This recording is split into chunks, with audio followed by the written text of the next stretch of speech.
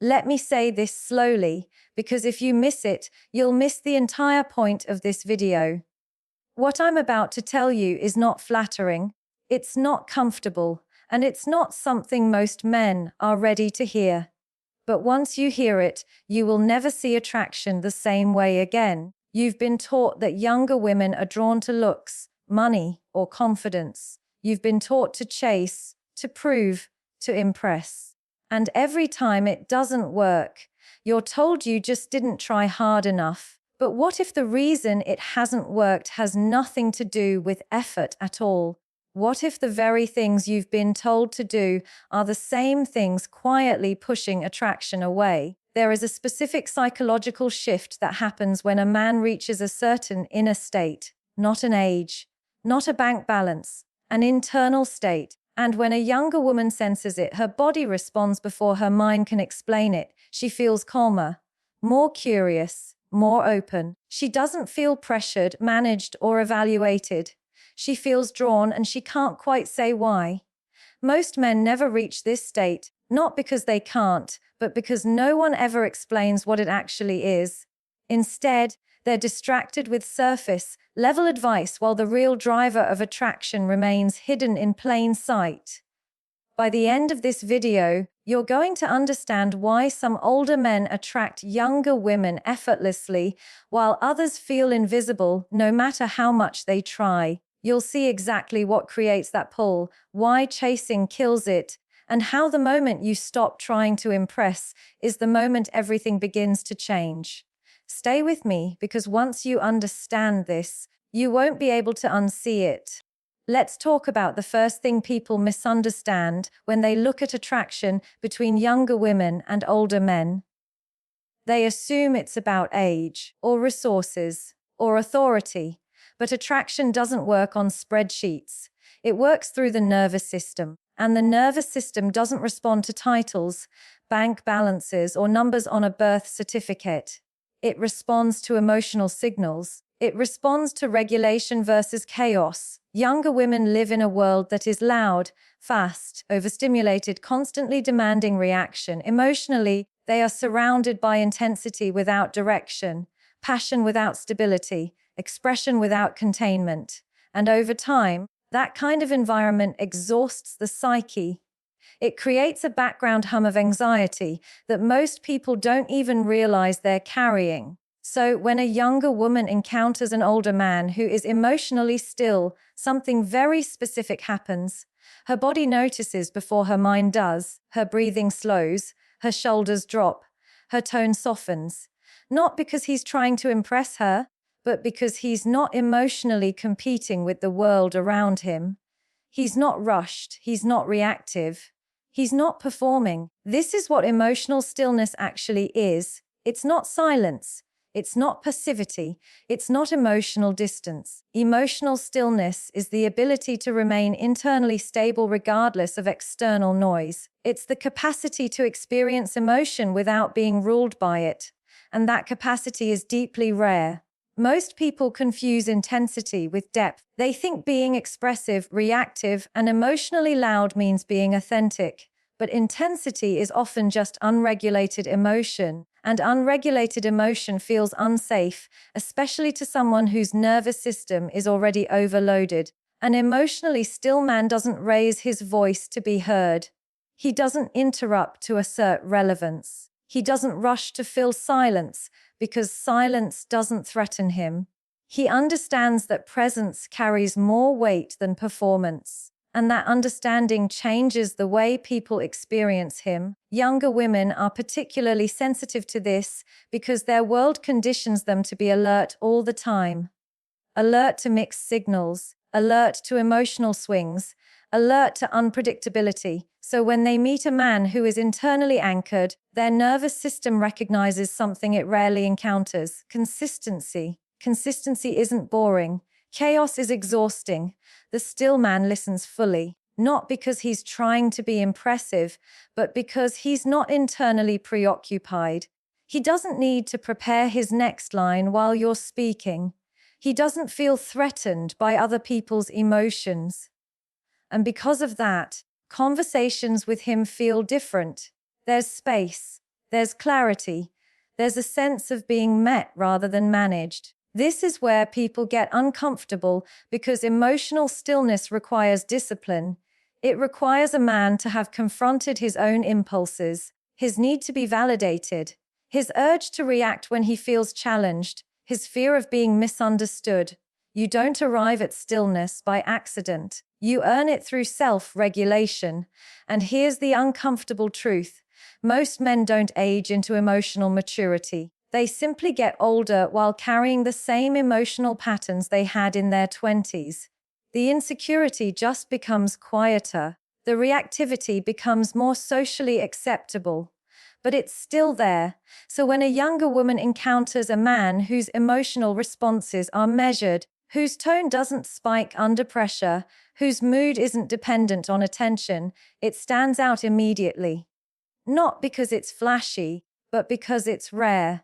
This stillness communicates something very specific. It says, I am not overwhelmed by life. And that message is profoundly attractive. Because attraction at its core is not about excitement, it's about orientation. Who feels like they know where they're going? Who feels like they can hold themselves together when things get uncomfortable? A man who is emotionally still doesn't need to dominate a room. His presence is felt without effort. He doesn't rush intimacy. He doesn't escalate emotionally to create a sense of connection. He allows connection to emerge naturally, which paradoxically deepens it. Younger women don't experience this as logic. They experience it as calm curiosity, as a desire to stay in the conversation longer, as a feeling of being grounded instead of stimulated. And grounding is addictive when you're used to emotional turbulence. This is why the still man doesn't chase. He doesn't pressure. He doesn't rush to define the connection. He understands that attraction grows in safety, not in urgency. And urgency is often just disguised anxiety. Emotional stillness also creates contrast. Against a backdrop of emotionally volatile men, the regulated man feels different without trying to be different.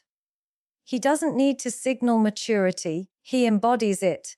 An embodiment is what the nervous system trusts. This doesn't mean he's detached. In fact, it's the opposite. He can engage deeply because he isn't afraid of depth. He can hold emotional complexity without collapsing into it. He can disagree without becoming aggressive. He can remain present without losing himself. And that combination is rare enough to feel magnetic. The reason this aligns so powerfully with the rest of the conversation is simple. Emotional stillness is the foundation of everything that follows. You can't be needy without inner regulation. You can't practice self-mastery without emotional control. You can't become a source of gravity if you're internally fragmented. Stillness is not a personality trait. It's a psychological achievement. And the men who cultivate it don't just become more attractive. They become more effective, more respected, more centered in every area of life. So if there's one thing to reflect on here, it's this. Attraction doesn't begin with how you're seen. It begins with how regulated you are, because the calmest nervous system in the room sets the emotional tone for everyone else. And the man who can hold that calm doesn't need to chase attention. Attention naturally finds him. Once you understand emotional stillness, the next layer becomes impossible to ignore, because it explains why so many men do everything right and still feel invisible. They show interest. They give attention. They try to impress. And somehow, the more effort they apply, the less attraction they receive. This is not because effort is unattractive. It's because as need is. There is a psychological difference between desire and dependence, and most people confuse the two. Desire is clean. It's directional. It says, I see you and I choose you. Dependence is heavy. It leaks urgency. It says, I need you to regulate me. The nervous system feels that difference instantly, even if the mind cannot articulate it. Younger women, in particular, are acutely sensitive to this distinction because they are still learning how to separate connection from obligation. They are still forming boundaries around their emotional energy.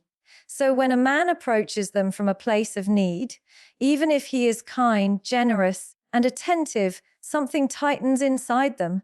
Not because he's bad, but because his interest comes with an unspoken request. The man who lacks need moves differently.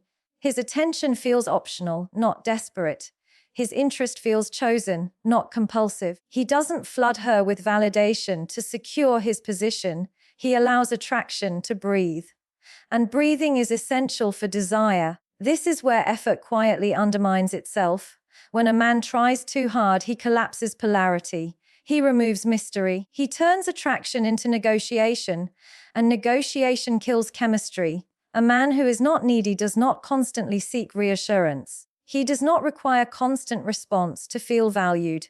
He does not over-explain himself to avoid being misunderstood. He trusts his internal reference point more than external approval. And that trust is deeply stabilizing to be around. Neediness is not always loud. Sometimes it hides behind politeness, behind overgiving, behind emotional availability that has no boundaries. But the core is the same. The man is trying to secure something from her to soothe something in himself. The non-needy man has already soothed himself. That's the difference. This man does not chase connection to escape loneliness.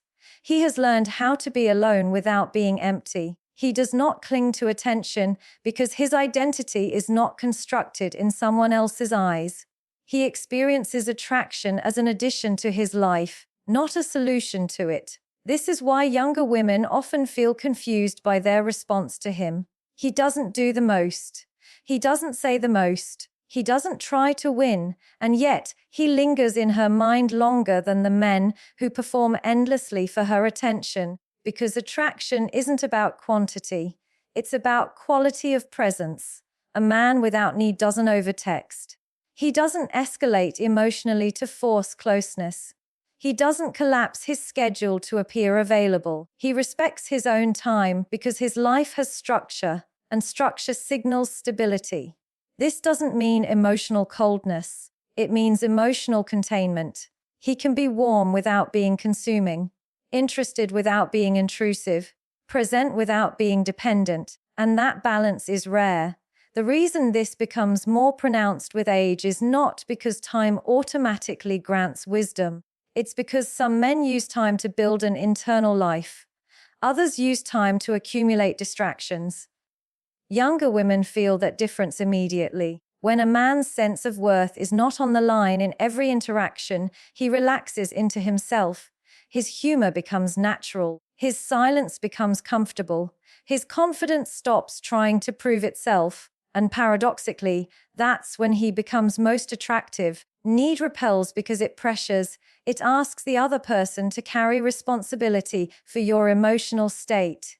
And no one wants that role, especially not at the beginning of connection. Attraction wants lightness, curiosity, freedom. The man without need gives freedom by not requiring outcomes. He enjoys interaction without needing it to go somewhere specific, and that lack of attachment allows genuine connection to emerge. This is also why rejection doesn't destabilize him. He doesn't take it personally because his self-concept isn't built on being chosen. He understands that compatibility is not validation, and that understanding makes him emotionally safe. Younger women are drawn to emotional safety more than excitement, even if they don't consciously articulate it. Safety doesn't mean predictability. It means consistency of self, knowing that this man will be the same person regardless of outcome. And here's the part most men resist. Non-neediness cannot be performed. You cannot pretend not to care while secretly hoping for validation. The body reads incongruence instantly. Needlessness comes from a full life, not from a strategy. It comes from having meaning outside of romance, purpose that absorbs your attention, values that guide your decisions, friendships that sustain you, solitude that doesn't scare you. When a man builds those things, attraction becomes a byproduct, not a goal. And when attraction is a byproduct, it feels natural instead of forced. It feels mutual instead of transactional. It feels alive instead of anxious. This is why effort should be redirected inward, not into convincing someone to want you, but into becoming someone who doesn't need to be wanted to feel whole. Because the moment you stop chasing validation, your presence changes, your tone changes, your pacing changes, your energy becomes grounded instead of grasping. And that shift is felt immediately. So if there's one reflection to take from this, it's this. Attraction grows where need dissolves. When you stop asking someone else to complete you, you become someone worth choosing. And the man who knows he is already complete doesn't have to try to attract. He simply allows connection to meet him where he stands. Once you remove need from the equation, what naturally comes into focus is power. But not the kind most people think of, not dominance, not control, not authority over others. The attraction younger women feel toward certain older men comes from a quieter, far more stable form of power, self-mastery. Most men misunderstand power because they learned it through comparison. They were taught to win, to outperform, to assert, so they mistake attraction for dominance and confidence for volume. But dominance is external, it relies on reaction, it needs something to push against. Self-mastery is internal. It exists even when no one is watching. A man with self-mastery doesn't need to prove he's strong because he has already tested himself privately. He has faced his impulses, his insecurities, his anger, his desire for validation, and he didn't let those forces run his life. That internal order is what people feel when they're around him. Younger women are especially attuned to this because they are often navigating men who confuse emotional expression with emotional control. They meet men who feel deeply but regulate poorly, men whose moods swing, whose reactions escalate, whose confidence dissolves the moment something doesn't go their way. Over time, that becomes exhausting. So when a younger woman encounters a man who can feel emotion without being overtaken by it, it registers immediately. He can be passionate without being volatile. He can disagree without becoming aggressive. He can hear something uncomfortable without collapsing into defensiveness. And that steadiness communicates something powerful. This man is in command of himself. Self-mastery shows up most clearly under pressure. When plans change, when expectations aren't met, when boundaries are tested, the man without self-mastery reacts. He lashes out, withdraws, over-explains, or tries to regain control through force or manipulation. The man with self-mastery pauses. He responds rather than reacts. And that pause is everything. That pause tells her his emotions don't control him. And if his emotions don't control him, she doesn't have to manage them. This is where attraction deepens into respect. A self-mastered man doesn't argue to win. He doesn't raise his voice to feel powerful. He doesn't need to be right to feel secure. He understands that power expressed through force is fragile. Power expressed through restraint is unshakable. This restraint isn't suppression.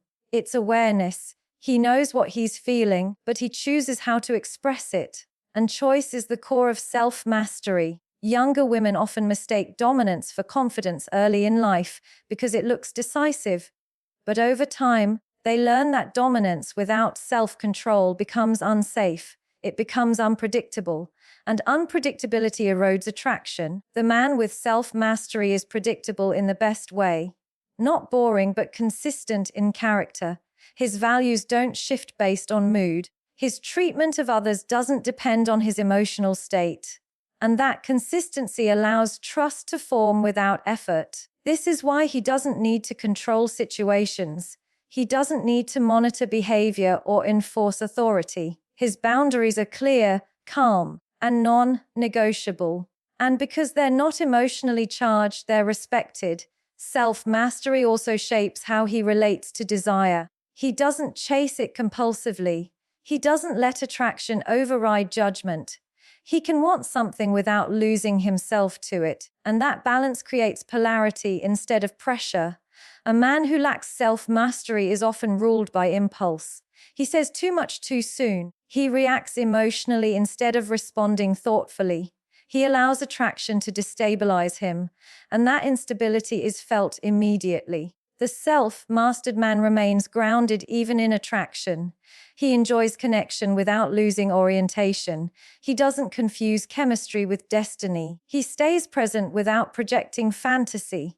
And that grounded presence makes intimacy feel safe rather than overwhelming. Younger women don't feel consumed by him, they feel met. This man also doesn't use emotional intensity to create closeness. He doesn't trauma bond. He doesn't overshare to manufacture intimacy. He allows depth to emerge through shared experience and time, and that patience signals maturity. Self-mastery means he has nothing to prove.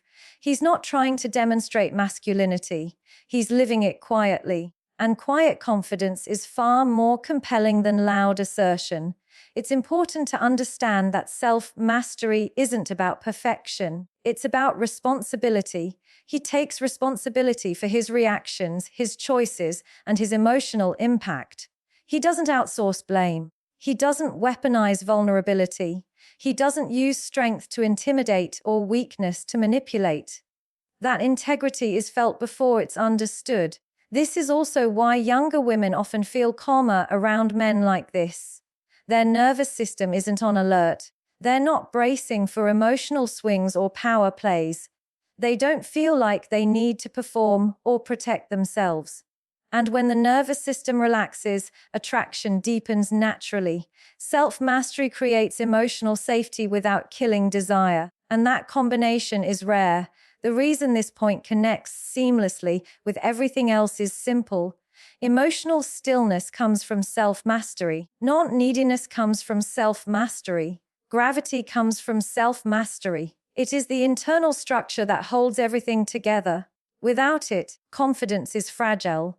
With it, presence becomes undeniable. And here's the part that matters most. Self-mastery is built, not claimed. It's developed through discipline, through solitude, through choosing long-term integrity over short-term relief. It comes from facing discomfort instead of escaping it, from regulating yourself instead of demanding regulation from others. So the reflection to leave with is this.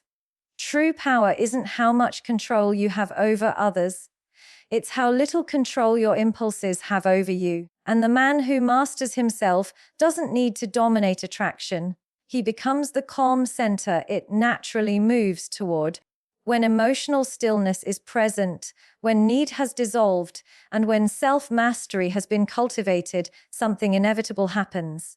The man stops chasing, not because he has learned a tactic, but because chasing no longer makes psychological sense to him.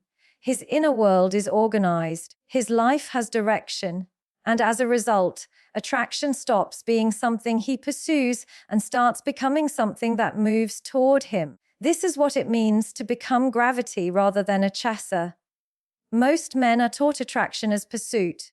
They are told that desire is something you go after, something you convince, something you earn through effort and persistence. And in doing so, they unknowingly place themselves beneath the thing they want. Chasing is a position of psychological imbalance. It signals that what you are pursuing has more value than what you already are. A man who becomes gravity doesn't need to signal value. His life already demonstrates it. Younger women feel this immediately. They sense when a man's life is full, not busy, but full. There is a difference. Busy lives are often used to avoid emptiness. Full lives are built from purpose, structure, and internal alignment. One is frantic, the other is grounded. The man who becomes gravity has a life that doesn't pause for attraction. His routines don't collapse. His principles don't bend. His identity doesn't shift to fit someone else's expectations. And because of that, when a woman enters his orbit, she is entering something stable, not consuming. This is where the deepest attraction forms. A younger woman does not feel like she is being hunted. She feels like she is being invited into a life that already has meaning, into a rhythm that already exists, into a world where she is wanted, not required. And that distinction changes everything. Chasing creates pressure. Gravity creates curiosity. When a man is chasing, his energy is outward and fragmented. He is scanning reactions, adjusting behavior, monitoring outcomes. His attention is divided between the present moment and the imagined future, and that fragmentation is felt. It makes connection feel conditional. The man who becomes gravity is fully where he is. He doesn't rush moments. He doesn't try to extract meaning prematurely. He allows things to unfold because his sense of self is not dependent on outcome. And presence like that is rare enough to feel magnetic. Younger women are drawn to men who feel anchored. Not rigid, but anchored. Men who know where they are going, even if they are not rushing to get there. Men whose life does not revolve around romance, but can include it without distortion. This man does not chase youth. He respects it. And because he respects it, youth feels safe approaching him. He doesn't compete with younger men. Competition implies insecurity. He doesn't posture. He doesn't exaggerate. He doesn't try to prove relevance. He simply lives in alignment with his values, and alignment creates authority without force. This is why younger women often say they feel drawn, without understanding why. There is no dramatic gesture, no performance, no manipulation, just a quiet pull toward someone who feels settled within himself. Gravity also means selectivity. The man who becomes gravity does not accept everything. He chooses carefully. Not from arrogance, but from clarity. He knows what fits his life and what disrupts it. And that discernment communicates self-respect. Self-respect is deeply attractive because it sets the tone for how others are treated. A man who respects himself does not overextend. He does not tolerate chaos. He does not confuse intensity with connection. And he does not mistake attention for intimacy. Younger women feel safer around men like this because the boundaries are clear. There is no emotional ambiguity, no hot and cold dynamic, no hidden agenda. What you see is what you get. And consistency builds trust faster than charm ever could. Gravity is also created by patience. The man who has built a full life does not rush attachment. He does not push timelines. He understands that depth develops through shared experience, not accelerated emotion. And that patience communicates confidence. Confidence says, I don't need to secure this right now.